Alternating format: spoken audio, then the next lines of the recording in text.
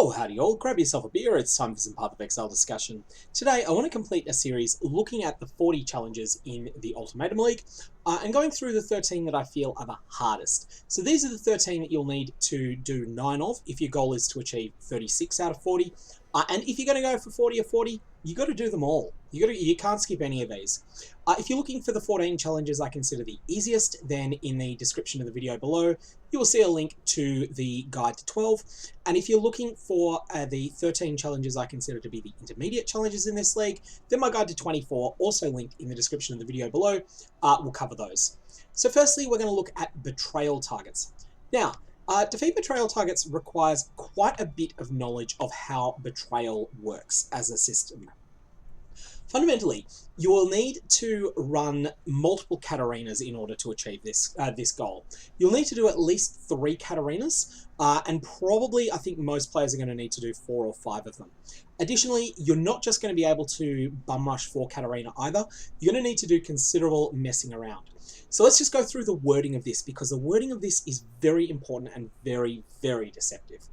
Defeat any 9 of the following 17 Betrayal Targets while they are captains in the Mastermind encounter.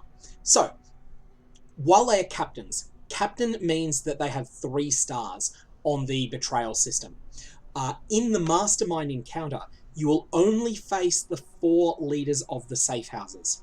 So this combination of factors means that you need to have 3-star generals running a safe house. That's the only way you're going to get credit for this challenge. And that's why this is not a trivial challenge to achieve. However, this is very doable. It's going to take you a largish number of June missions. I do intend to run a full Catarena cycle on stream at some point.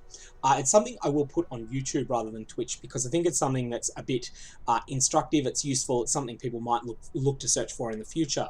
And so for that reason, when that's happened, you'll be able to find a link to that in the description of the video below. But fundamentally, what you need to do is keep executing targets so that you can get as many of the members of the syndicate up to 3 stars as possible. Then what you need to do is arrest the leaders of the various wings. It's pretty hard to get the leaders of the wings to spawn in an in-map encounter, but once you do, you then want to go and when you do that a few times, you'll then be able to get a 3-star person into the leadership of that wing of the syndicate, and then ultimately just do Catarena and you'll be able to do this. This is going to take you a bit of messing around. Ultimately, I would say have 50 to 70 June missions saved up in order to do this. You don't need them to be high tier. You can do this in low tier maps. There's no problem with that. And in fact, most of the rewards are still the same. So it's very doable, but it's going to take quite a bit of grinding. And that's why I put it into the 36 category. Next up, we have defeat Endgame Bosses. Now, this one I have marked as something to only do if you're going for 40. The reason for that is the rarity of the Heart of the Grove encounter. So, the Elder and the Shaper are bosses that I think that most people who are going for 36 challenges have probably done before. If you haven't, I do have guides to both of them, which will be linked down below, and they're very learnable. They're certainly fights that you can outgear. If you don't outgear them, they are a lot of fun, and they can be quite challenging as well. You can certainly fail them, but if you do outgear them, you can just kill them like that. Atsuri in the Alluring Abyss is much more difficult. Atsuri in the Alluring Abyss is a fight that was designed not to be able to be outgeared. She has 2% Universal Reflect. So if you hit her, you're taking 2% of the damage you dish out back. And that means that players need to make considerable changes to their builds in order to be able to accommodate that. However, she's something that you can certainly learn. And well, she's probably the hardest of the endgame bosses that you fight individually. She's very much something you can get on farm. The Pale Council is a mongrel to access. In order to access this, you need to do the Plaguemore 5 Prophecy, the Unbreathing Queen 5 Prophecy, and the other 2 that are in that series. And then each of them will drop a key, a Pale Court key. Then you will need to combine all 4 of them and then go into the Pale Court itself. The Pale Council fight is an absolute cakewalk by the time you're able to access it. You can go into this fight with no experience with it and be confident you'll be able to beat it, as long as you're able to play the game enough to get to the point that you get the 4 different access keys. If you've got multiples of one of the access keys, there is a harvest craft that can swap one of them into a random other one. That may help you complete your set of 4. But ultimately, the Pale Council is a fight that really, I think GGG should raise to monster level 84 and then make the bosses tougher, because it's just so long until you get there. That's my opinion. You're here for tips, not for my opinion. Heart of the Grove is the reason that this is not even in what I would suggest if you're going for 36. To get the Heart of the Grove encounter is about a 1 in 5 chance after you beat one of the tier 4 bosses in the Harvest encounters. However, these are just so rare, the tier 4 Harvest encounters, that ultimately the Ashabi fight, it's not that it doesn't exist, it just almost doesn't exist. If you're in a trade league, you can realistically trade for a Heart of the Grove fragment. And if you're not in a trade league, what you can do is go and map over in Lex Proxima. So in Lex Proxima, in the Atlas, you will find that there is the Atlas options Bumper Crop. The Sacred Grove contains an additional harvest, and then Heart of the Grove. Harvest bosses always drop a Sacred Blossom. Harvest in areas have a 10% chance for the unchosen crop not to will. You're going to want to take this if you want to get the Heart of the Grove encounter yourself. But even if you have that, and even if you do a lot of maps in that Atlas region, I'm not going to guarantee you're going to see it. It is still very rare. Your best bet is simply just to pay 3 or 4 exalts for a portal into an Ashabi fight in a trade league, and I think that's going to go up in price as we get later in the league and more people get desperate to get their last challenge done. Next up, we have complete Ultimatum Encounters 5. So this here is an interesting one. This requires you to interact with Ultimatum Encounters, but to beat them in difficult circumstances. So, while you have 6 stacks of Ruin, this means that you are 1 stuff up away from failing the Ultimatum. Your best way to get this is to take Ruin 1 and 2 early in an encounter. Then just progress as normal during the encounter. Don't take Ruin 3 even if it's offered to you. And then if you stuff up, you might find yourself just naturally getting to 6 stacks of Ruin. And then at that point, just hope that you don't make any more mistakes and you'll be alright. I got this one by dumb chance. I think most people will get it by dumb chance. I don't think most people will actually set out with a mindset of, I am going to get 6 stacks of Ruin in this fight and then get it. You'll just get it by dumb chance and then you'll realize, oh gee, I really stuffed that one up. But that's okay. You'll still get away with it. Well, you have 50% escalating vulnerability. So here you need to take escalating damage taken early in the fight, and you need to just let it rock up to 50 points and then continue on and beat the Ultimatum anyway. The easiest way to do this is in a scoured low tier map. High tier, and this is ultra dangerous. While affected by impotence, this is tricky. So impotence is the debuff that says occasional impotence is every 8 seconds there's a 2-second period where you and your minions deal no damage. So you need to win the encounter whilst that effect is in place. The easiest way to do this by far is to select occasional impotence in a survival encounter. As long as you do that and you're able to still beat the fight despite the serious penalty that impotence provides, you will receive credit for this. That's because the survival wave encounters, the timer on them is a multiple of 8 seconds, so it's been carefully chosen so that occasional impotence works well with it. Lastly, while affected by Costly Might. So here you need the Totem of Costly Might, and you don't just need to select that option, you need to actually be in it and taking its damage at the time that you win the Ultimatum. This can be quite tricky, and it's going to take a bit of messing around, but the best way to do this, again, like so many things in the Ultimatum League, the best way to do this is to do it in a scoured map so that you're not taking extra damage from map mods. Next up, we have complete Encounters 7. So firstly, you need to defeat Olaf, son of the Headsman, in the pit map while both he and you are taunted.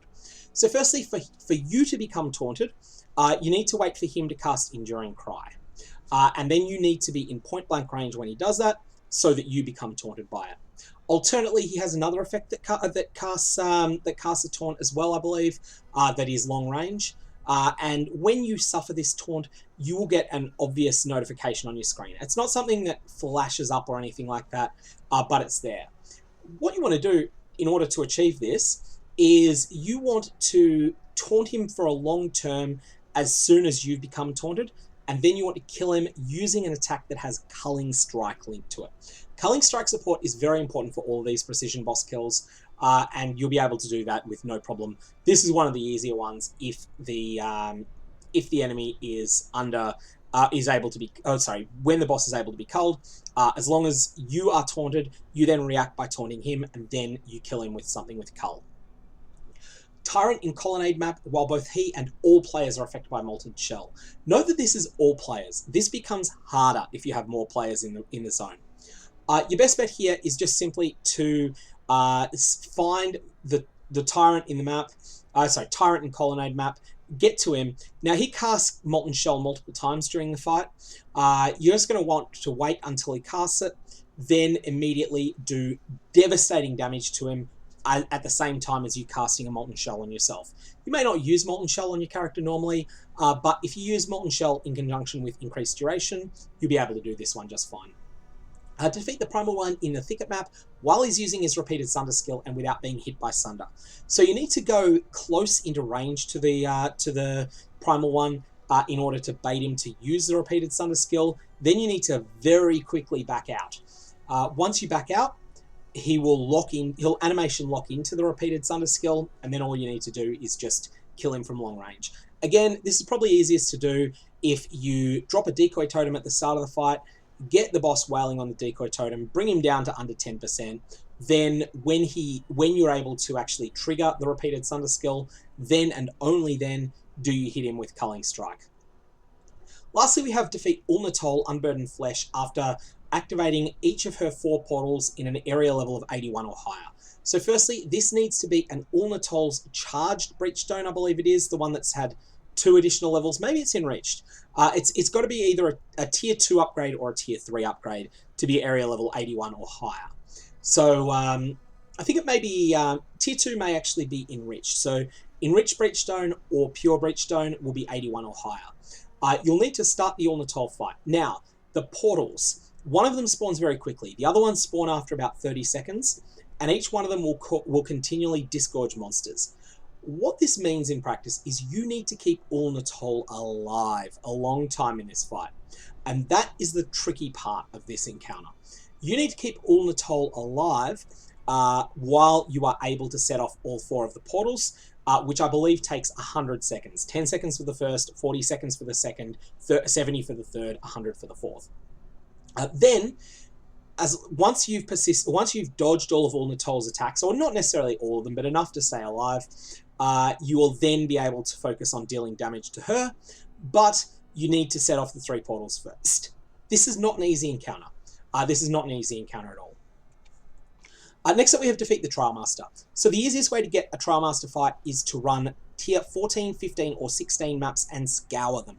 This feels like anathema to Path of Exile players. It feels like anathema to me, but it is the best way to get the Trialmaster. You have the same chance of encountering the Trialmaster in a scoured tier 14 map as you do in an absolutely monstrously brutally rolled tier 16 8-mod map. However, if you encounter the Trialmaster in a tier 14, you'll win. You will have no problem beating him. On the flip side, if you encounter him in a tier 16 with horrible mods, there's a really realistic chance that he'll beat you. Likewise, there's also a realistic chance that you'll fail one of the earlier tiers of the encounter before getting the Trialmaster, because you don't get to the Trialmaster until you do all 9 rounds of the Ultimatum before him, and only 2% of the time will that lead you to the Trialmaster. However, once you get to the Trialmaster fight, it's not that hard.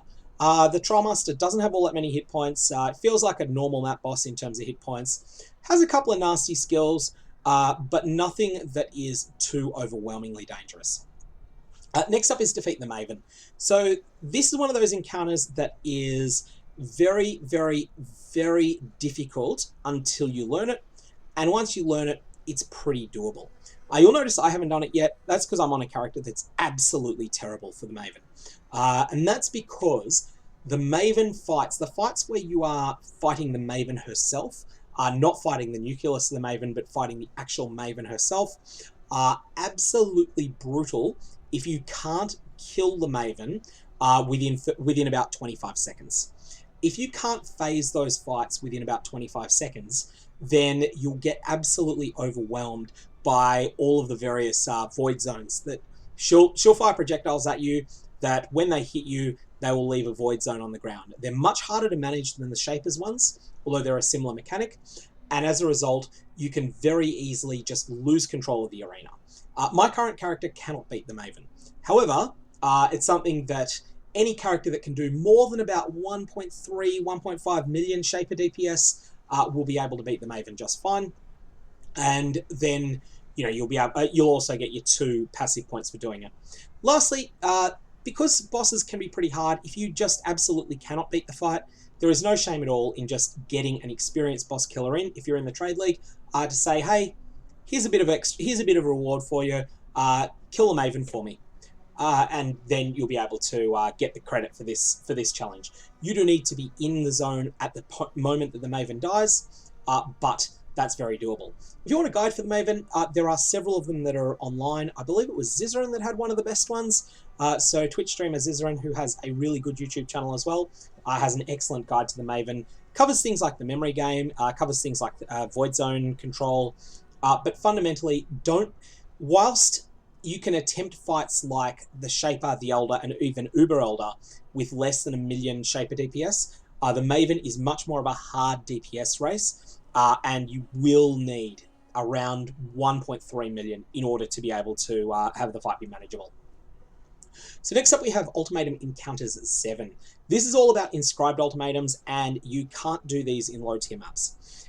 So you're going to need to do these in high tier zones, and inscribed ultimatums are hard. So that's the reason that this is in the 36 challenge guide rather than in the 24. You only need to do 4 of them. Standing the stone circles is by far the hardest of these, as it always is with ultimatums. And ultimately, one of the other things that's really difficult with inscribed ultimatums is that you have to deal with ruin mechanics.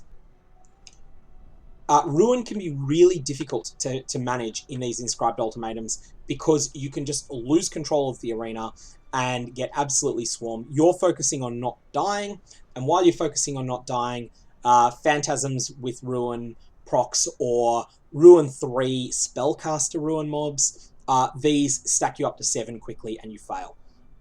So you might want to decide that ones that have either Ruin 3 or Stalking Ruin 3 or the Unhallowed Ground 3, you might decide you want to skip those for standing the stone circles and look for a different ultimatum instead.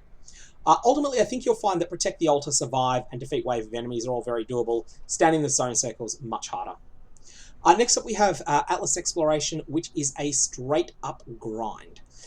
This is a case of run lots of maps, kill lots of map bosses, do it as fast as you realistically can. This is going to take a lot of play in order to do it, and is going to be one that is just going to, you're just going to be spending a lot of time running through that. But ultimately, it is a very doable one, and it's something that you want to start working on early. Next up, I've got Encounter 6, which is something that I actually missed earlier when I was going through here. Encounter 6 is another grindy one, and I remembered it because of Atlas Exploration is quite similar. Ultimately, doing Atlas Exploration, you're almost certain to get Encounter 6, and so I'm grouping them together. But fundamentally, cracking open Essence Monoliths, the easiest way to do this is to map in one of the regions, New Vestia mainly, that has increased amounts of legions. So you have New Vestia has them, and there's also one of the others. Was it Proxima? It was not Proxima. That's Breaches. It is Glenac Cans. Mapping in Glenac Cans will give you access to Monumental. Areas have a 10% chance to contain a Legion encounter. Additionally, Scarabs can also force Legion encounters onto maps. For Breaches, the easiest way to do this is to map in Lyra Arthane and or Lex Proxima, and additionally to use Breach Scarabs. Strongboxes, this is easiest done by mapping in Glenac Cans again with the Tamper-Proof passive allocated. Defeating Harbingers, you want to do this in Valdo's Rest. Veldo's Rest will add a lot of Harbingers. You can also use Zana mods to spawn more of them. Harvesting plots of seeds is best done in either Lex Proxima or in Haywire Hamlet. Haywire Hamlet having the very powerful harvest mods there. Grove's Call, Wild Fruit, and Nature's Favour. And so either of those is an option. And then opening maps with Fortune Favours the Brave is essentially just a 90 Chaos Orb tax. Nothing more, nothing less, and will be one that's very easy to get your hands on. Doing this will actually put you a long way towards completing Atlas Exploration, and because you will probably just be doing maps in a lot of different regions. Open the Vaal Repository. I believe that the Vaal Repository, the Vaal Reliquary keys are about 10 times as rare as Exalted Orbs. I've had 2 of them drop. Myself, other people that I've spoken to have generally had about 1 of them drop per 10 Exalts that they've had. So they're pretty rare, but ultimately, if you're in a trade league, they're very affordable. If you're not in a trade league, then you're going to have, you're just going to have to keep farming, and hopefully you'll find one. If not, you can always migrate to a trade league and just sort of cheese this at the end. This is just pure RNG, but it's in the 36 and 40 category because the RNG level on it is really high. Like, you're going to need to do a lot of monster killing in order to get this. Vaal Reliquary keys open everywhere. Drop from anywhere in the game. Now we have to defeat the Trialmaster conditionally. This is a tough one. The reason this is tough is that you don't know in advance when you're going to fight the Trialmaster. And so you go into a Trialmaster fight and you can get caught off guard. The key things you need to be aware of here. To defeat him without being hit by Blood Orb or Spear Pulse, the easiest way to do that is just to kill him fast.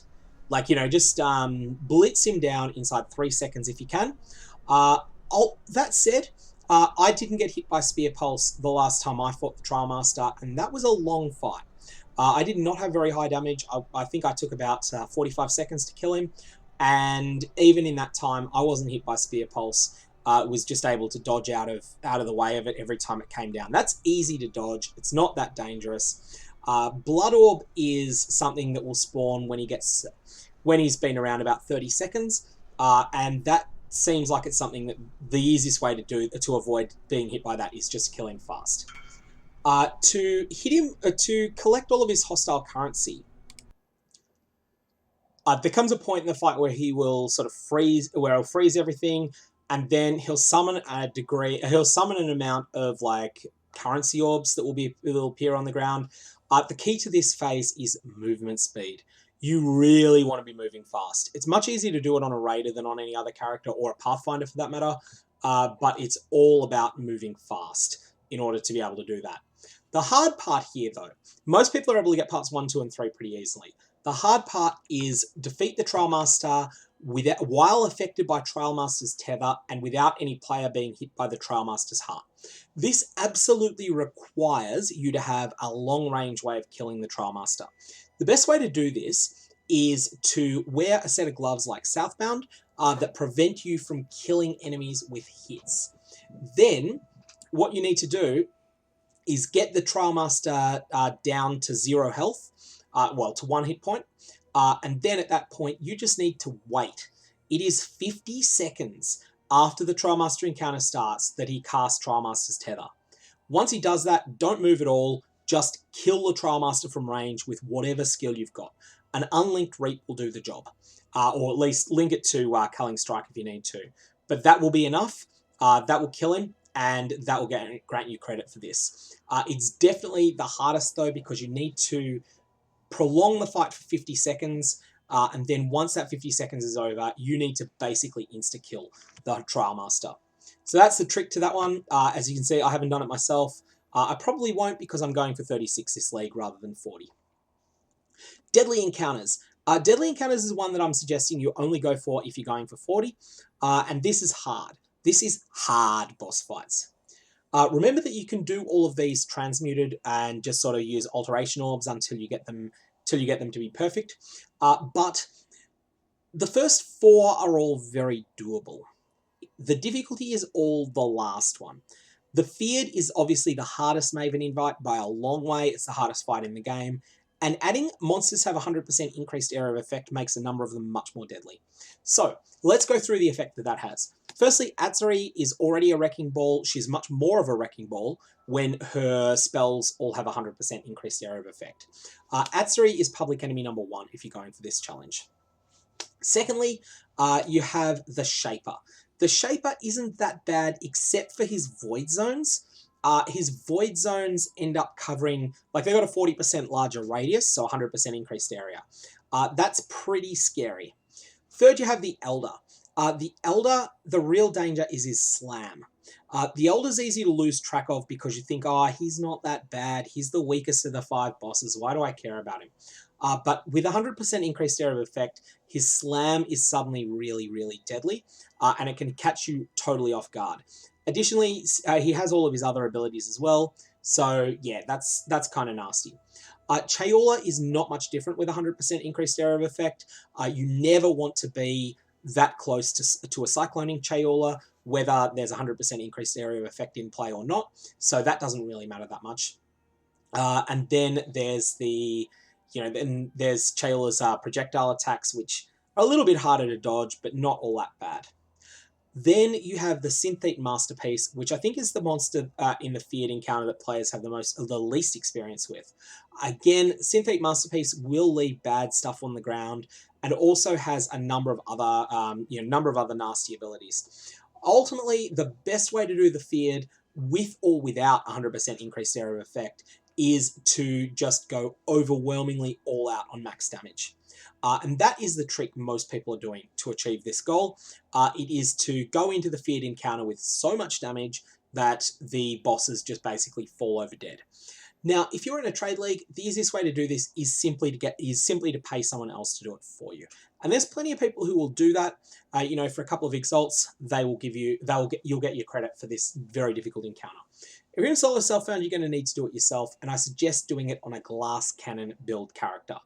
When I say Glass Cannon, I don't mean quite to the extent of the extreme deep delve builds that go all about offense and have don't even bother with resists.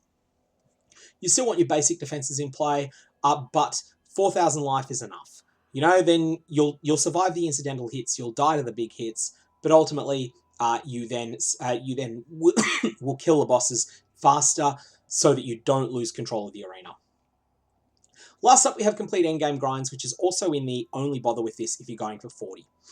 So firstly, we have defeat Argus in the Endgame Labyrinth. This is a pain in the ass. There's nothing more to say about it. For defeating Argus in the Endgame Labyrinth, you're going to need to save up 100 offerings to the goddess until a day where Argus is in the first room of the lab. Then you're going to need to spend 2 hours just simply kicking the puppy over and over again. This is not fun.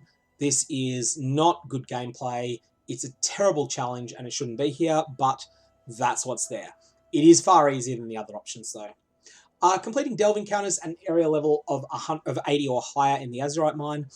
This is just a matter of doing a bunch of Nico. Nothing really more to say. This is very doable as well. You want to do these two options for sure. Spending ritual tribute on favors or rerolls is best done in Haywak Hamlet, and there's a couple of really powerful Atlas strategies that focus on optimizing this, and this is definitely something that is very achievable. Defeating the Mastermind 20 times, also very achievable. It's going to take you a while. The easiest way to do this is to share kills in trade leagues. So if you have 5 players that have each prepared a Mastermind, everyone goes into the first player's Mastermind, kills it, then everyone goes into the second, kills it, everyone goes into the third, fourth, and fifth. Or alternately, you can simply pay someone 30, 40, 50 chaos in order to be able to sit in on their Mastermind. There are plenty of people that will let you sit in on their Mastermind for 40, 50 C, something like that. Next, we have complete modifiers and inscribed ultimatums. And this one here is very doable, but takes a little bit of target farming. Inscribed ultimatums are incredible if you want to level gems. If you can pick up a bunch of these, and ultimately picking up inscribed ultimatums is the painful part. If you can pick them up though, you will then be able to just bang these out one after another, after another, after another. You'll level a whole bunch of gems. It is a really useful thing to do, but fundamentally, it's going to take you some time. Lastly, we have get to level 100. It's the biggest grind of them all, but But for a lot of players, it's the thing that they do first at league start anyway. Like they push to level 100, maybe they get to level 100 even before they hit 24 challenges, and then only at the end, only after they've done that, do they then start doing other things. If you're in that style of play, then definitely take level 100 as one of your grinds.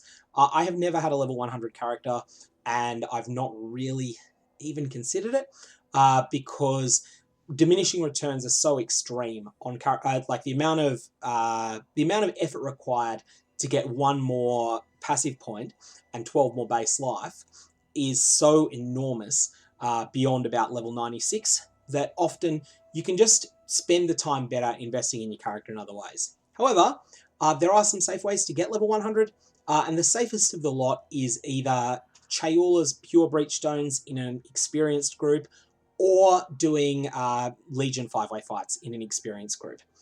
So those are options, and a lot of those things get coordinated in Trade 820 in trade leagues. Anyways, that covers everything for the challenges in this league. If you've got any comments or questions, definitely fire away below. Otherwise, I'm going to leave it there. I hope you have a good one. May your Vaal Orbs have interesting results.